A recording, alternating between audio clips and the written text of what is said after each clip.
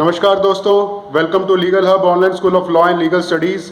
I am your host Naveen Rao advocate. और आज बात करते हैं देश के स्वास्थ्य के बारे में। जब देश के स्वास्थ्य के बारे में बात आती है तो हमें बात करनी पड़ेगी देश की इकोनॉमिक्स के बारे में।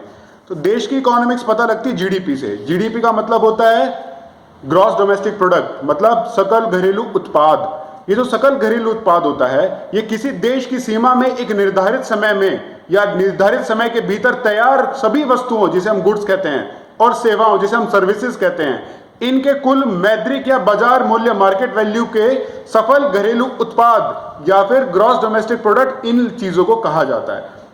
किसी एक साल में देश में पैदा होने वाले सभी सामान और सेवाओं की कुल वैल्यू को कहते हैं जीडीपी। तो जीडीपी ठीक वैसे ही है जैसे किसी छात्र की मार्कशीट होती है। जिस तरह मार्कशीट से पता चलता है कि छात्र ने साल भर में कैसा प्रदर्शन किया और किन विषयों में वह मजबूत रहा या कमजोर रहा, उसी तरीके से जीडीपी जो हमारी आर्थिक गतिविधियों के स्तर को बताती है या दिखाती है, इससे यह पता चलता है कि किन क्षेत्रों के अंदर हमारे देश ने हमारे तेजी आई है या फिर उसमें गिरावट आई है। इससे पता चलता है कि साल भर में अर्थव्यवस्था कितना अच्छा या खराब रहा है। अगर जीडीपी डेटा सुस्ती दिखाता है तो इसका मतलब यह है कि देश की अर्थव्यवस्था सुस्त हो रही है और देश ने इससे पिछले साल के मुकाबले पर्याप्त सामान का उत्पादन नहीं किया और सेवाएं क्षेत्र में गिरावट रही है। तो इस तरीके से आप जान सकते हो, अगर किसी कंपनी ने बहुत सारी गाड़ियां कम बनाई पिछले साल के मुकाबले, या फिर सेवाएं जो देश को देनी चाहिए थी, किसी भी कंपनी, आईटी सेक्टर, डॉक्टर्स या जो यहाँ के लॉयर्स जो XYZ जो सर्विसेज देते हैं, जो सर्विसेज सेक्टर्स में आते हैं, अगर वो सेक्टर्स के अंदर कमी आई है तो देश की जीडीपी गिर जाती है। तो भारत में जीडीपी का जो अनुकूलन करता है, जो इसका अनुमान लगाता है, वो CSO है, उसका डेटा लेता है। तो 4 दफा देश के अंदर इसका डेटा लिया जाता है, यानी हर 3 महीने में एक बार। तो इस तरीके से हमारा जो जीडीपी है वो काम करता है। तो हम कह सकते हैं कि ये देश के घरेलू उत्पाद जीडीपी है, वो डोमेस्टिक प्रोडक्ट, उसका व्यापक मापन होता है जो किसी देश की अर्थव्यवस्था, इकोनॉमिक हेल्थ के बारे में बताता है। लेकिन इसकी सीमा में यह है कि इसमें कई चीजें शामिल नहीं होती हैं। जैसे इसमें देश से बाहर जो हमारे देश के नागरिक हैं, अगर वो देश के बाहर काम कर रहे हैं, या कंपनियां बाहर की जो कमाई कर रही हैं, वो हमारे देश में जीडीपी में शामिल नहीं की जाती हैं। इसके अलावा इसमें बाजार से बाहर होने वाली लेन देन जो कैश में नहीं होती हैं, जो नॉन कैश ट्रांजेक्शंस हैं, वो जो ट्रांजेक्शंस हैं वो इंक्लूड नहीं की जाती हैं। तो अगर हमारी जीडीपी की बात होती है तो हम पहले एग्रीकल्चर सेक्टर में थे, हमारे जो कृषि प्रधान हमारा देश था। फिर हम धीरे धीरे मैन्युफैक्चरिंग इंडस्ट्रीज में आए, उद्योगों के अंदर हम आगे आए और अग्रणी बने। और फिर बाद में हम आज दिन अच्छी सेवा सेक्टर, सर्विस सेक्टर के अंदर काम कर रहे हैं।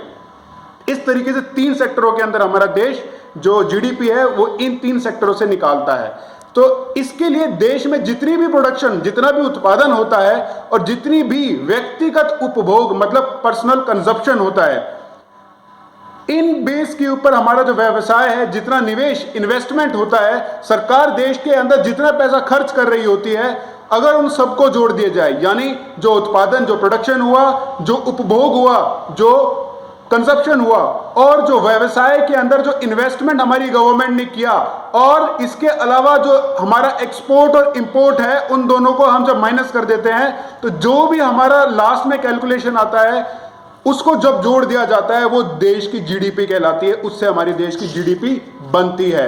तो इस तरीके से हम कह सकते हैं कि हमारा देश की जीडीपी बढ़ रही है या कम हो रही है, उसकी इकोनॉमिक हेल्थ बढ़ रही है या कम हो रही है।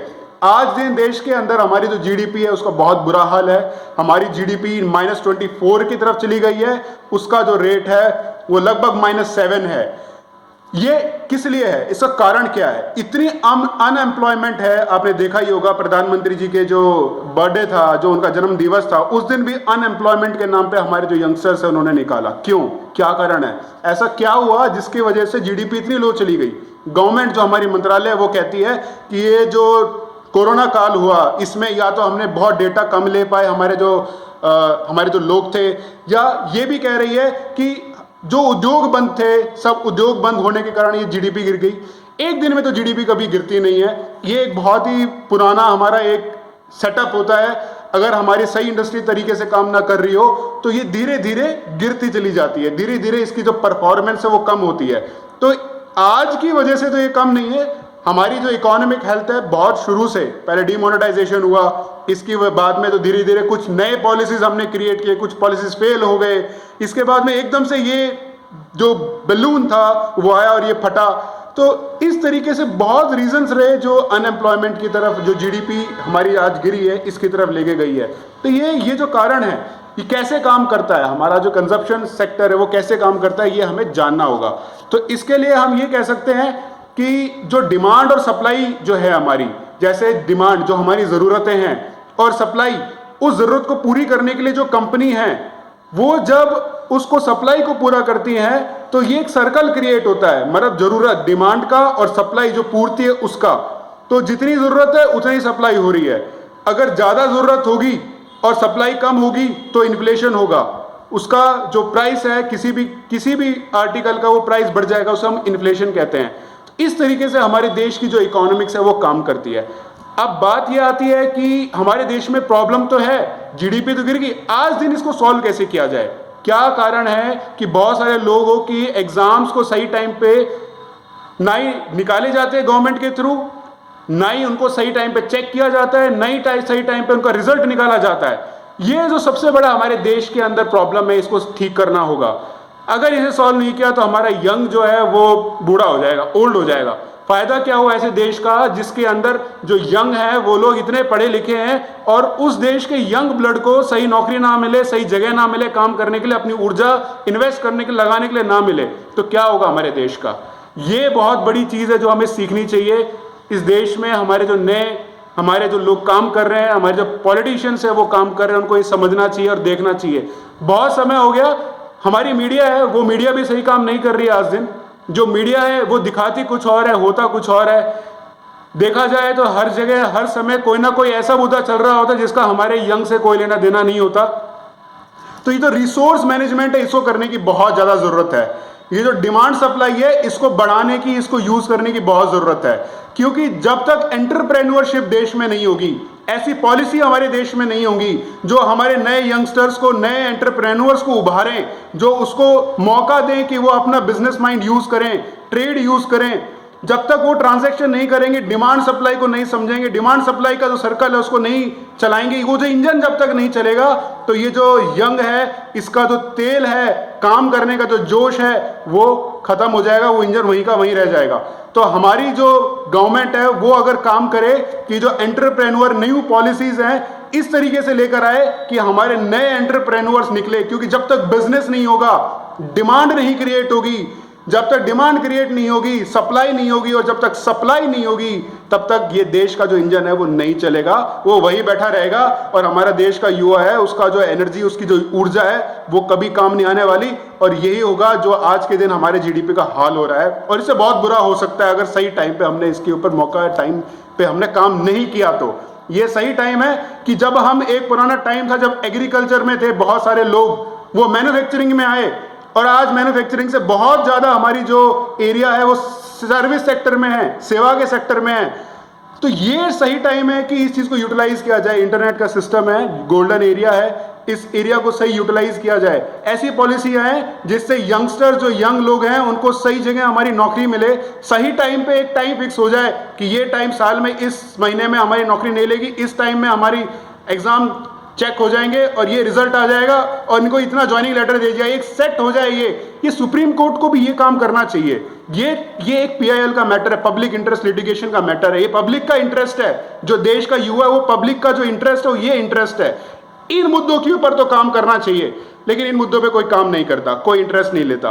तो इस वीडियो के थ्रू मैं यही कह सकता हूं कि ये कुछ मुद्दे हैं हमारे युवा के, ये कुछ मुद्दे हैं हमारे देश के जो काम करने चाहिए, जिन पे काम नहीं हो रहा है, और इन पे काम नहीं हुआ तो वो दिन दूर नहीं है जो जीडीपी इससे भी बुरा हाल होने वाला है। क्योंकि जब तक डिमांड सप्लाई का इंजन नहीं चलेगा, जब तक डिमांड सप्लाई का इंजन नहीं गर्म होगा, तब तक वो जो गाड़ी है वो पड़ी रहेगी, ऐसे ही सड़ जाएगी। जिस तरीके से जब किसी गाड़ी का चालान काटते हैं और थाने में वो गाड़ी सड़ी रहती है, चाहे कितनी नहीं हो, चाहे कितनी पुरानी हो और चाहे कितनी महंगी हो, उसी तरीके से देश की जो इकोनॉमी उसका हाल हो जाएगा अगर सही टाइम पे इन पॉलिसीज का काम नहीं किया गया, सही टाइम पे इस युवा की ऊर्जा को नहीं उपयोग में लाया गया, इस डिमांड सप्लाई को नहीं समझा गया।